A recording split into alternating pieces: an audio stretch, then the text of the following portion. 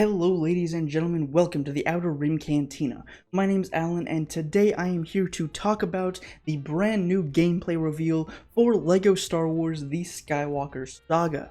So yes, we finally have a full gameplay trailer for the brand new LEGO game that was actually originally announced in October or something of last year. It was either late last year or early this year. I forget exactly when, but this game was announced, and it's basically, if you kind of don't know what it is, it's basically an updated version of the original LEGO Star Wars The Complete Saga game, which, of course, is very, very dated now, and this new game will include all three of the sequel trilogy movies, so episodes 7, 8, and 9. And honestly, this is the first time that I've been excited for a LEGO game in a very, very long time. I haven't actually played a LEGO game since LEGO Star Wars The Clone Wars came out, and I played that on my Nintendo DS Lite. So it has been an incredibly long amount of time since I have played any kind of LEGO game, but this one in particular I am super excited for, and I cannot wait for it to come out. But unfortunately, the game has been delayed.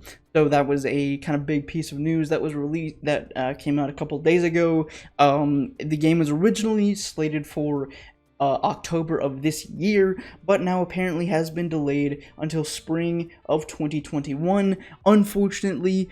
But at the same time, if past games being delayed is any indication, it's probably means that the game is going to be even better than it was originally planning to be, and delays usually mean that the developers want to improve the game as much as they possibly can and just make it the best experience possible for the audience. So all in all, a delay is probably a good thing.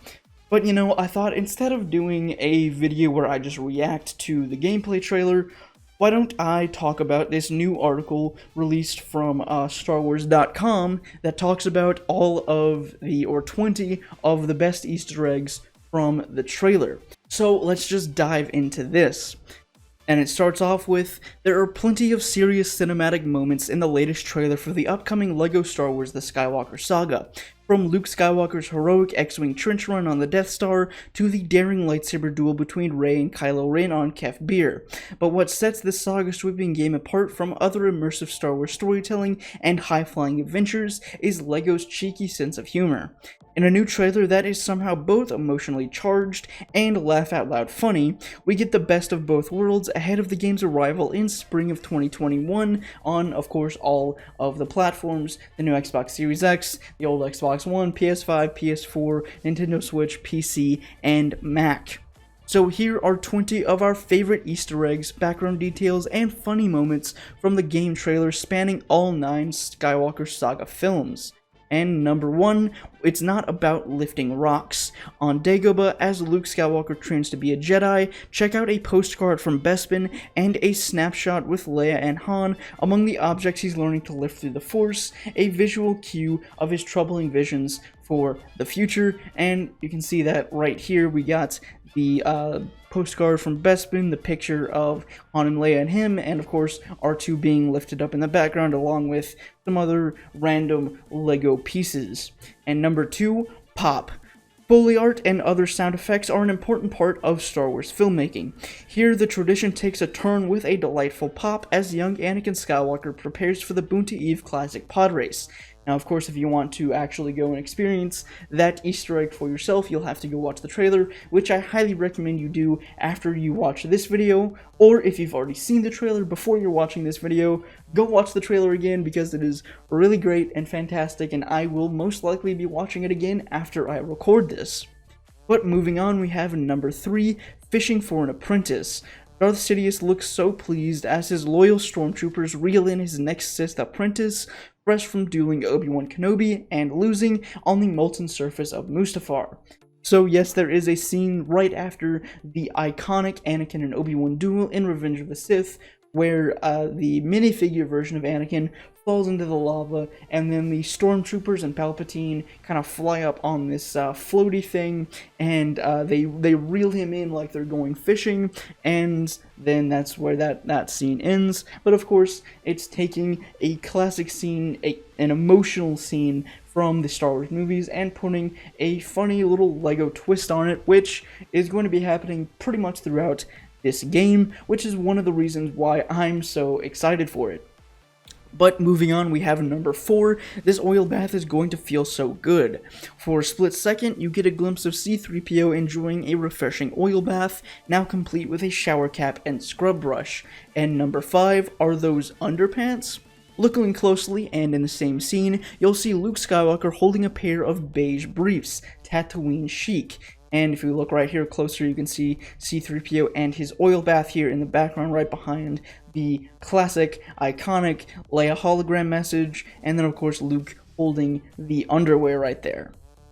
And moving on, we have number 6, that's impossible. As Luke's X-Wing ascends from the swampy depths, bits of Dagobah's greenery dangle from the fighter, seemingly clattering against the hull given their Lego construction.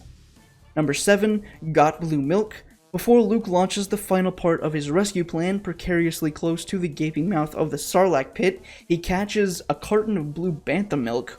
Who needs a lightsaber when you can chug a refreshing beverage, leaving behind the hint of a blue milk mustache that you can obviously see right here. And if blue milk in the actual Star Wars universe is anything like the blue milk from Galaxy's Edge, it's actually very good, and I could definitely go for some right about now. Number 8, a royal beauty trick. Leia's complicated updo is easy to swap out when it's made from Lego. So again, this is another scene from the trailer that they don't show here, but basically it's a takeoff on Leia's introduction scene from The Force Awakens, where she steps off of that dropship with her new hairdo. Only in the Lego version, she steps off of the dropship and still has her original two-bun hair design, but because it's made out of Lego, she just pops that one off and slaps on her brand new hairdo from the sequel trilogy and moves on. And number 9, you probably don't recognize him because of the red arm. C-3PO's new limb gets a fresh paint job in the background, again of that same scene that you can check out in the trailer. Number 10, 2 porgs and a Jedi cloak. It's the Star Wars equivalent of a couple of kids stacked up in a trench coat, and Master Luke is not amused. So this is from the scene from The Force Awakens again, where Rey at the very end of the movie goes and finds Luke Skywalker, and she climbs up the hill to try and give him the lightsaber, and this time when Luke turns around, it's not actually Luke, it's 2 porgs here, and then Luke comes in from the side and tries to get his cloak back from the really annoying space birds. Number 11, Best Boy BB-8. BB-8 is Poe Dameron's number 1 droid. Here, he does the droid equivalent of wagging his tail excitedly when he's reunited with his friends, and I just want to point out that I love the title of number 11, because BB-8 is definitely the best boy. Number 12, Move Porg. Look out for the moment when Finn sends a Porg flying in the cockpit of the Millennium Falcon. Number 13, Jumpin' Jawas. When Rey returns to the Lars homestead on Tatooine, she's not alone. A small group of mischievous Jawas can be seen snacking on space carrots in the background and hightailing it back inside as she ignites her yellow lightsaber. So yes, we will be seeing the very last scene of The Rise of Skywalker in Lego form when Rey ignites that awesome yellow lightsaber that I honestly cannot wait to learn more about. Number 14, R2-D2 kicking up his heels, or droid legs. He does the loyal astromech. How does the loyal astromech celebrate a rebel victory in style? Number 15, Punch It. But C-3PO, well, sometimes we think he's just made to suffer. Han Solo's words to co-pilot Chewbacca don't result in a jump to hyperspace this time, instead sending poor 3PO's head spinning. So yeah, Han Solo turns to Chewbacca as they're in the cockpit, he tells Chewie to punch it, and Chewie looks over and basically socks 3PO in the face and spins, and sends his little Lego droid head spinning around. Number 16, and my personal favorite out of this bunch, Yaddle in Battle, need we say more?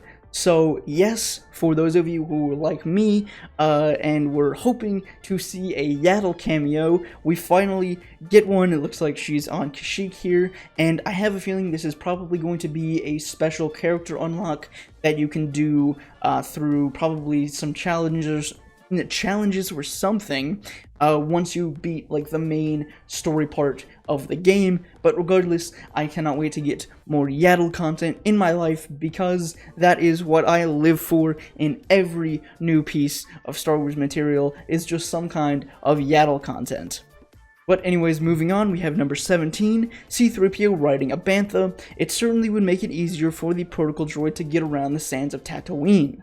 Number 18, jet skiing on Crate. One Resistance fighter was having fun during the battle. So again, that is another scene from The Last Jedi where all the ski speeders are riding across Crate, and except this time there is one Resistance fighter who's not in a ski speeder. Instead, he's hanging onto a rope attached to another ski speeder and basically doing the equivalent of water skiing across the salt plains of Crate.